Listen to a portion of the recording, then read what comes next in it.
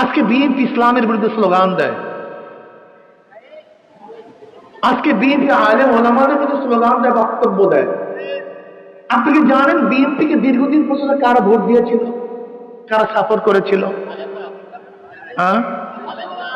শোনেন, আজকে বিএনপি স্টেজের মধ্যে যে নৃত্য চলছে, যে প্রতিবাদের ব্যায়াম চলছে, এদেশে যারা বিএনপিকে এককালীন ভোট দিত তারা কিন্তু তাদেরকে আর ভোট দিবে না।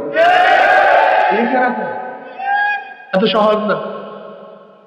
এদেশের ভোট কোনপন্থী ভোট? একটা হলো ডানপন্থী ভোট আর একটা বামপন্থী ভোট। এদেশের ভোট দুই ভাগে বিভক্ত, একটা হলো ভারতপন্থী ভোট আর একটা হলো ভারতের বিপক্ষে ভোট। ভারতপন্থী এবং বামপন্থী ভোটগুলি সবসময় গ্রহণ করত আওয়ামী লীগ, ডানপন্থী এবং ভারতের বিরোধী ভোটগুলি গ্রহণ করত বিএনপি। এখন যদি বিএনপি ভারতপন্থী হয় আর ডানের বিরুদ্ধে কথা বলে, তা বিএনপির ভোট কই?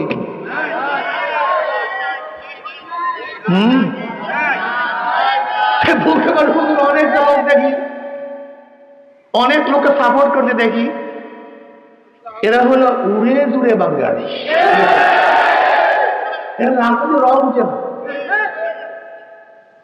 আমি তো দেখতেছি বিএনপির সমস্ত নিচের ছিদ্র সব শেষ, এখন ডোবা বাকি। যতটুকু সময় লাগে, দেখেন একটা জাহাজ ছিদ্র হওয়ার পরে ডুবতে একটু সময় লাগে, ঠিক একই অবস্থা বিএনপিকে দেখতেছি। আজকে বিএনপি মাশায়েখদের বিরুদ্ধে যে স্লোগান দিয়েছে, নেশা খায় মিথ্যা বলে পীর সাহেব চর্ম নেই, মিথ্যা বলে নেশা খায় পীর সাহেব চর্ম নেই। আপনি কি ভেবেছেন এটা চর্মরায় শুধু যারা ভক্ত তাদের কলিজায় ব্যথা লেগেছে?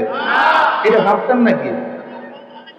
আমাকে যখন আওয়ামী লীগ আঘাত করেছিল, আপনার ভাবতেন যে চর্মরায় যারা ভক্ত তাদের কলিজার মধ্যে ব্যথা লেগেছে? আল্লাহর কসম করে বলে আমাকে হাজারো হাজারো মানুষ বলেছে যারা আমাদের ভক্ত না, আমাদেরকে পছন্দ করে না, এবং হাজারো মানুষ আমাকে বলেছে হুজুর আপনাকে আঘাত করার পরে আমার চোখে থেকে পানি পড়ছে। আমি আল্লাহর কাছে দোয়া করেছিলাম, আল্লাহ জালেমদেরকে তুমি হেদায়েত দাও, তাল ধ্বংস করে দাও। এক দুজন না, আজকে যারা মিথ্যা বলে নেশা খায় পীর সাহেব চরমনে স্লোগান দেন, আজকে পীর সাহেব চরমনে আলেম ওলামাদের বিরুদ্ধে স্লোগান দেন, এমনকি বিএনপির অবস্থা এই পর্যায়ে পুষতে, তাদের এক বক্তার মুখে শুনলাম যে এত দাওয়াত লাগে না, এত মুসলমানদের মধ্যে ওয়াজ নসিহত লাগে না, এই বক্তব্য দেওয়া শুরু করছে। আচ্ছা আমাকে বলেন তো, বিএনপি এবং আওয়ামী লীগের কাজের মধ্যে কোনো পার্থক্য আপনারা দেখেন? আমি তো দেখি না ভাই। বিএনপি এবং আওয়ামী লীগের বক্তব্যের মধ্যে কোনো পার্থক্য আপনারা দেখেন?